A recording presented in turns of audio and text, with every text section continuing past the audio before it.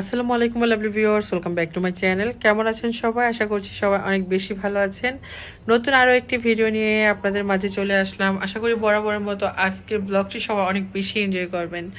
ব্লগের শুরুতে সবার কাছে ছোট্ট একটা রিকোয়েস্ট করে নিচ্ছি, যারা আমার চ্যানেলটিতে নতুন এখন ওই চ্যানেলটি সাবস্ক্রাইব করেননি, প্লিজ আমার চ্যানেলটি সাবস্ক্রাইব করে দিবেন।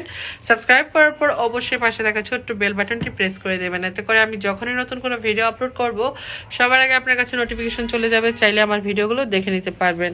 তো আজকে ব্লগটি শুরু করতে যাচ্ছি। আশা করি বরাবরের মতো আজকের ব্লগ সবাই অনেক বেশি এনজয় করবেন। তো এই তো রাইসা, এদের কিন্তু ফাইনাল পরীক্ষা চলতেছে, রাইসা আর অর্ণবের। আর অনিভার পরীক্ষা শুরু হবে আর কয়েকটা দিন পর থেকেই। তো বাচ্চাদের ফাইনাল পরীক্ষা। আর ইব্রাহিম মানে অর্ণব আর কি, অর্ণবের আরেকটা নাম আছে কিন্তু ইব্রাহিম, তো সেই নামটা হলো রাইসার বাবা রাখছে। আর ওকে সেই নামেই স্কুলে সবাই চিনে, আমরাও ও নামেও ডাকি, আবার অর্ণবও বলি। তো অর্ণব হলো ইব্রাহিম নামটাই বেশি পছন্দ করে, কারণ ওর আঙ্কেল হলো ওর ওই নামটা রাখছে সেই জন্য। তো যাই হোক, ওদের জন্য চিকেন নাগেট কিনে নিয়ে আসছে মুক্তা আপু। আর পরীক্ষা দেওয়া শেষ করে আমাদের বাসায় আসলো আর কি। আর একটা পরীক্ষা আছে, তো খালামণিকে দেখতে ইচ্ছে করলো তাই চলে আসছে। তো ওদেরকে দেখে আবার রাইসার বাবা একটু বাজারে গেল, বাজার সাজার করে আসুক তারপর রান্নাবান্না করব। আরেকটা পরীক্ষা হলো, একদিন বন্ধ দিয়ে দিয়ে পরীক্ষাটা হচ্ছে। তো যাই হোক, দুই ভাই মিলে খুব মজা করতেছে, খাচ্ছে। ওরা আসলে আসলে না ভিডিও করা হয় না, মানে গল্প করতে করতে সময়টা যে কোন দিক দিয়ে চলে যায় টেরও পাই না। আর মুক্তাপু আসলে আমরা সবাই মিলে অনেক ফান করি। আমাদের বাসায় আয়েশা, মার্জিনা, ওরা সবাই মানে অনেক ফান করতে পছন্দ করে মুক্তাপুর সাথে। তো সবাই মিলে অনেক গল্প টল্প করতে করতে তেমনভাবে শ্যুট করা হয় না। তো আজকে দুপুরে কী কী রান্নাবান্না করতেছি বা কী কাজকর্ম করি সেগুলো দেখানোর চেষ্টা করব। আশা করি আজকের ব্লগ সবাই শেষ পর্যন্ত অনেক বেশি এনজয় করবেন। তো এদিক থেকে আমি হলো মানে দুই পদের ভর্তা তৈরি করার জন্য টমেটো আর আরেক পাশে হলো সিম বসাই দিচ্ছি। আজকে দুইটা নতুন রেসিপি দেখাবো রান্নার, খুবই মজার এই ভর্তাগুলো। তো শীতকালে না একটু ভর্তা টর্তা হলে খেতে বেশি ভালো লাগে। তো সিমের সঙ্গে একটা আলু একটু ছোট ছোট করে কেটে বসিয়ে দিলাম, আর অল্প করে লবণ দিয়ে দিলাম। আর এদিক থেকে টমেটোটার মধ্যে একটু লবণ দিয়ে দিলাম। আর এতেও রাইসার বাবা চলে আসছে, এদিক থেকে মাছ নিয়ে আসছে আর গরুর গোস্ত নিয়ে আসছে। আর গরুর গোস্তটা বেশি খাওয়া হয় না ইদানিং, ভালোই লাগছে গরুর গোস্ত দেখে, কারণ আমি তো আবার গরুর গোস্ত খেতে ভীষণ পছন্দ করি।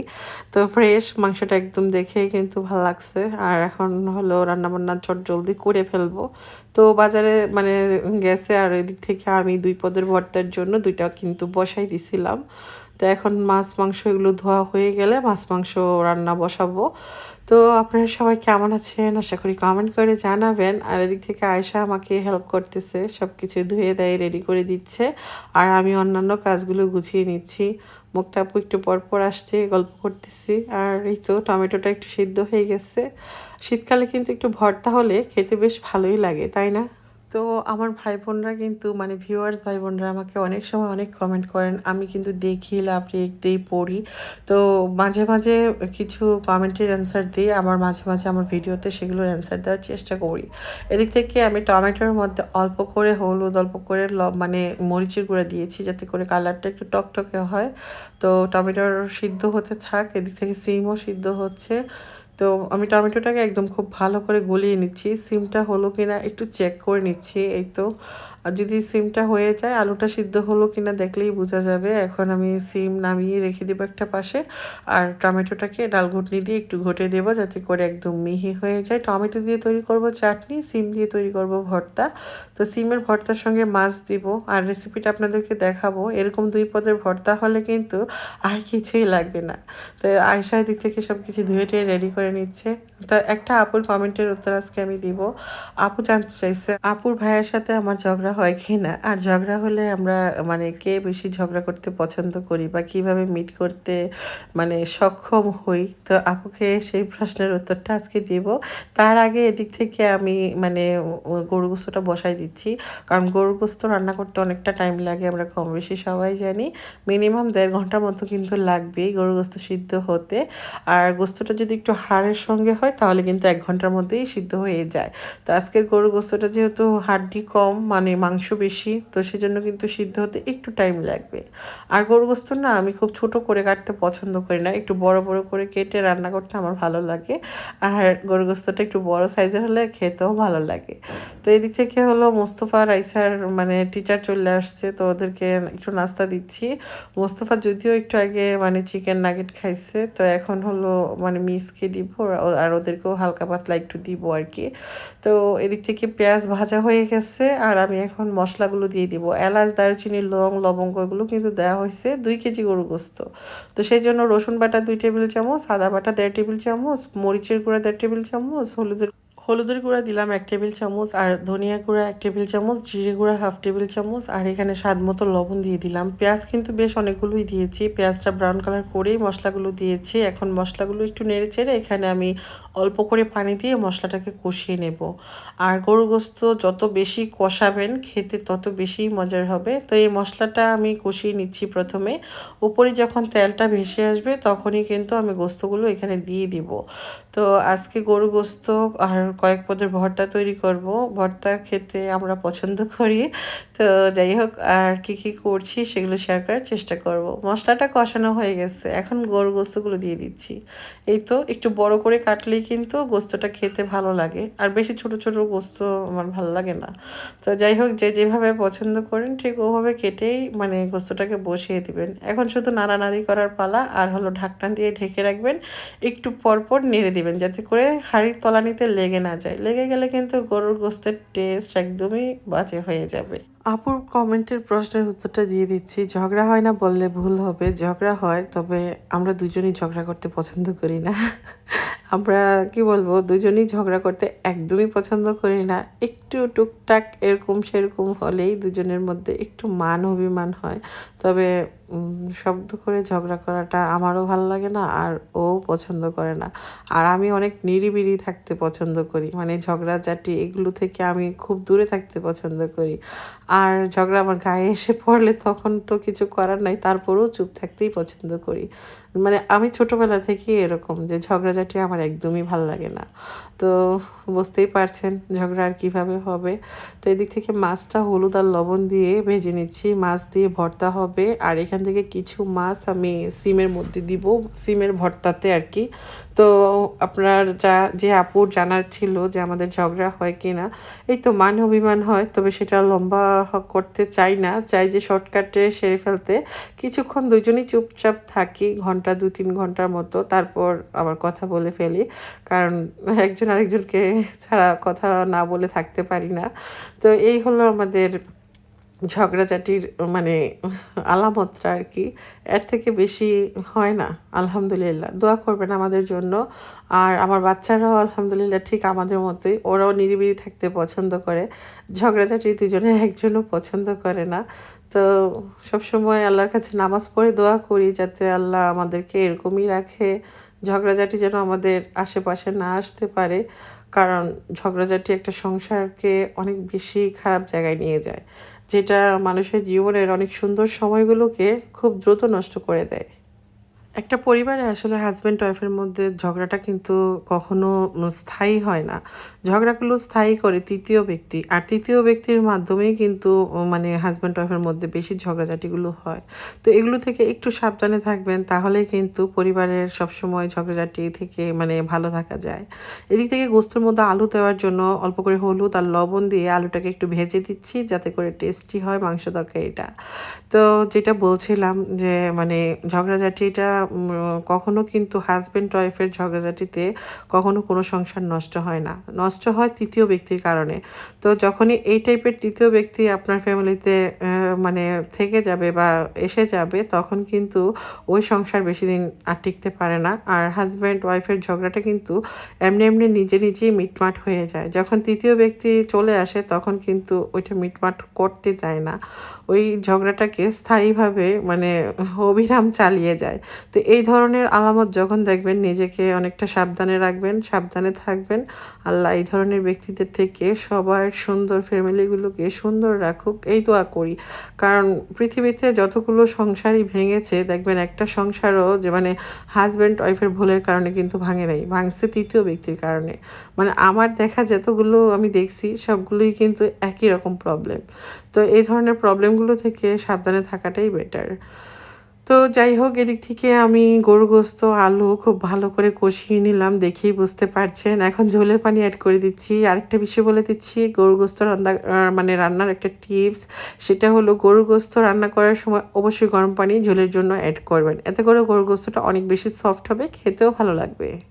যে আপুদের নতুন নতুন বিয়ে হচ্ছে, আসলে আমি জানি ওইসব আপুদের ধৈর্য একটু কম, বয়স কম থাকার কারণে এই ধরনের প্রবলেমগুলোকে মেনে নিতে একটু কষ্ট হয়। একটা সময় আসে যখন নাকি এগুলো বোঝার বয়স হয়ে যায়, তখন কিন্তু সত্যি আমরা অনেক আফসোস করি যে বয়স কম থাকার কারণে অনেক কিছুই বুঝতে পারি নাই। তখন কিন্তু চুপ থাকলেও হতো বা এই ধরনের কথাগুলো আমরা প্রকাশ না করলেও পারতাম। তো আমরা আমাদের এসব মানে অল্প বয়সে রাগ থাকে বেশি, তো কোনো কিছু মেনে নেওয়ার ইচ্ছে হয় না। তো যাদের নতুন নতুন বিয়ে হচ্ছে ওইসব আপুদেরকে বলবো একটু ধৈর্য সহকারে নতুন জীবনটাকে কয়েকটা বছর চালিয়ে দিতে পারলে বাকি জীবনে ইনশাল্লাহ সুখ আর শান্তিতেই অবিরাম থাকবে। জীবনের শুরুটাই অনেক সময় দেখা যায় বাধা বিপত্তিগুলো আসে, তো ওই সময়টাকে একটু ম্যানেজ করে নেওয়াটাই বেটার। তো এদিক থেকে আমি পোলাও বসিয়ে দিলাম, আর পোলাওয়ের মধ্যে আমি হলো মানে এলাচ দারুচিনি একটু পেঁয়াজটাকে হালকা ব্রাউন কালার করে ভেজে নিয়েছি। পোলাওয়ের মধ্যে আমি যেই পেঁয়াজ দিই সেটা আমি ভাজি না, আর অনেক সময় আমি পোলাওয়ের মধ্যে পেঁয়াজটা দিই না, বেরেস্তা করে দিই, মাঝে মধ্যে দিয়ে দিই। তো পেঁয়াজ আর এলাচ দারুচিনি লবঙ্গ, তো ওগুলো দিয়েই কিন্তু এখন আমি ভেজে নিচ্ছি। কোনো মশলাপাতি এখনও অ্যাড করি নাই, করব চাউলটা ভাজা হয়ে গেলে।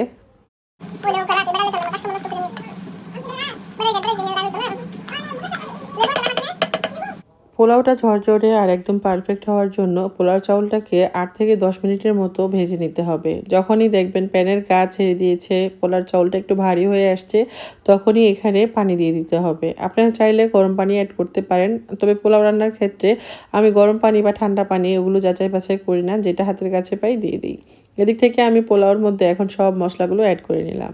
শাহি জিরা দিয়ে দিলাম 1/2 টিস্পুন পরিমাণ, কাঁচামরিচ দিয়ে দিলাম কিছু, আর আদা টেবিল চামচ পরিমাণ মতো দিয়ে দিলাম আদা বাটা, স্বাদ মতো লবণ।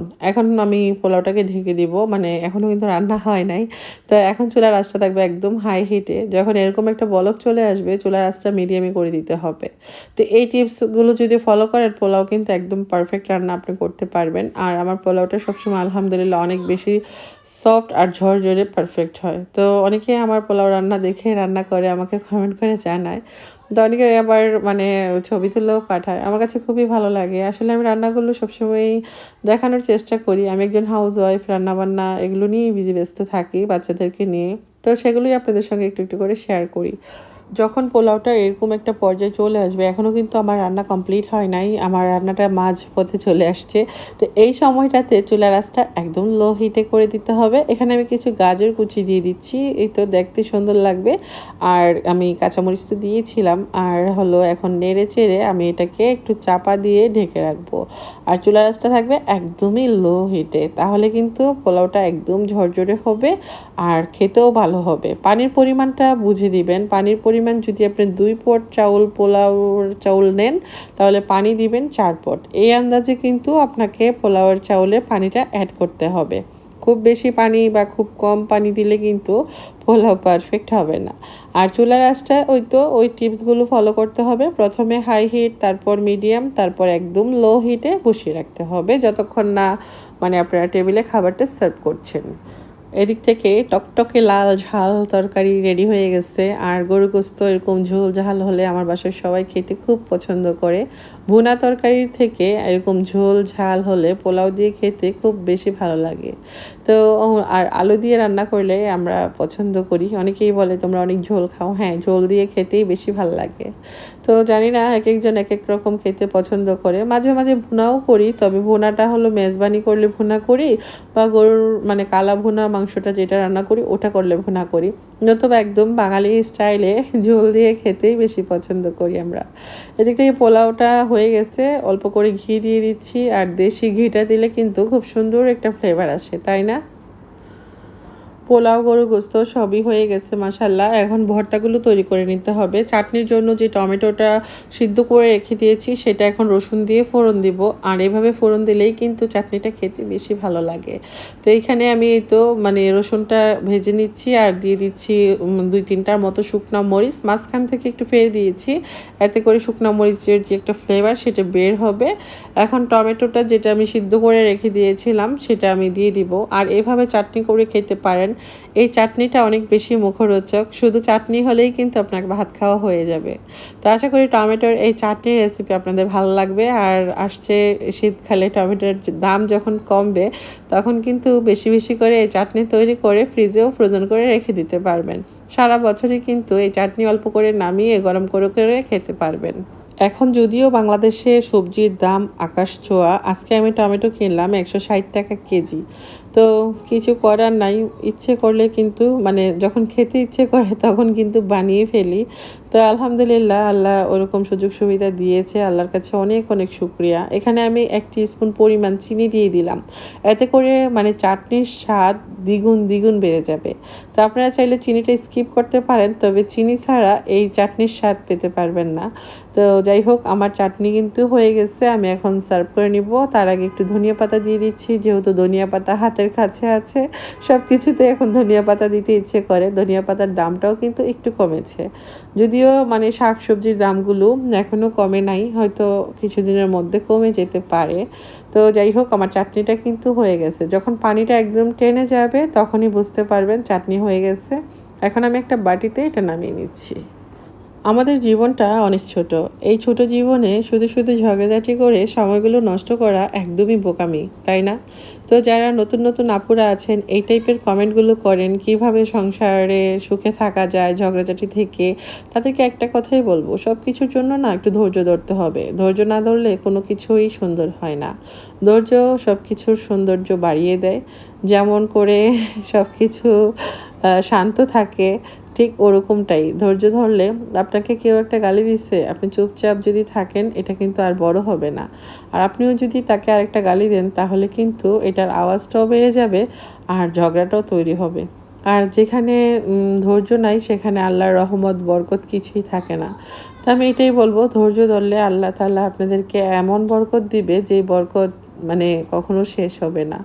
আর আমি মনে করি মানে নিজের রাগ করে একটা কথা বলে ফেলার থেকে আল্লাহর রহমত থেকে আমরা যেটা পাবো সেটার অনেক বড় পাওয়া। আর আল্লাহর রহমতের আশা যারা করে তারা কিন্তু মুখ ফুটে কিছু বলে না, তারা চুপচাপ থাকে, আল্লাহর দিকে তাকিয়ে থাকে। আল্লাহ এমন রহমত এমন বরকত দেয় যার মানে নিয়ামত শেষ হবার না, তাই না? এখন আমি শিম আলুর ভর্তাটা তৈরি করব। এখানে আমি মাছ অ্যাড করব, তেলাপিয়া মাছটা ভেজে নিয়েছি। মাছের শুধু একটা নর্মাল ভর্তা করব, আর শিম আলুর এই ভর্তাটাও কিন্তু করে দেখবেন। আজকে যে 2টা ভর্তার রেসিপি করতেছি, 2টা ভর্তায় অনেক বেশি টেস্টি। এখন তো মানে শীতকাল, একটু ভর্তা ভর্তা হলে খেতে ভালো লাগে, তাই না?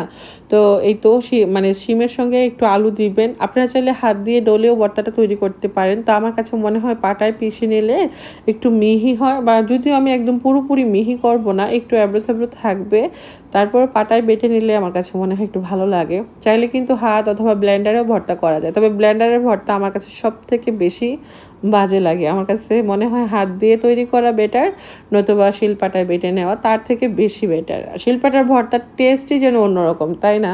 যারা আমরা শিলপাটার ভর্তা খাই তারাই হয়তো বুঝি, মানে এর টেস্টটা বুঝি।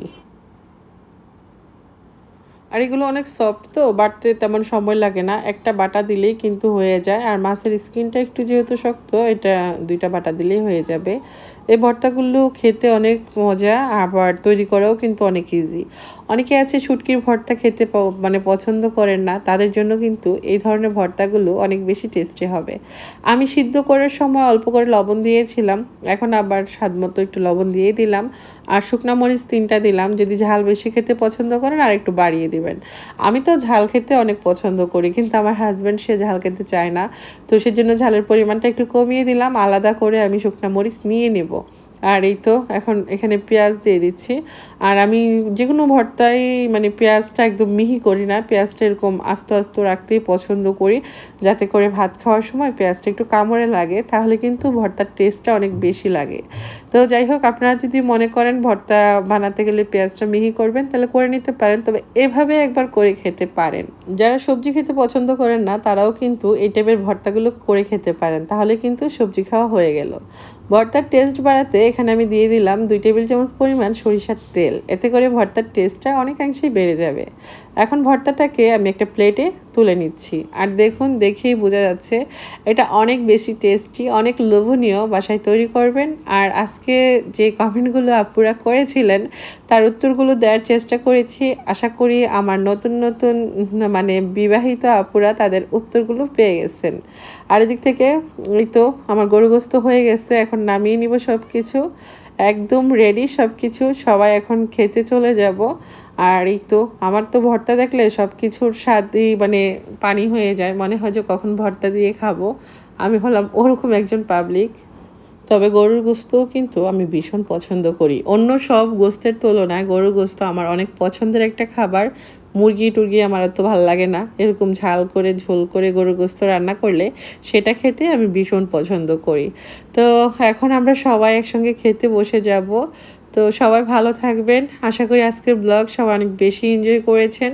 আজকের মতো বিদায় নিয়ে নিচ্ছি, খাবারটা সবাই মিলে এনজয় করি। সবাই ভালো থাকবেন। আল্লাহ হাফেজ, আসসালামু আলাইকুম।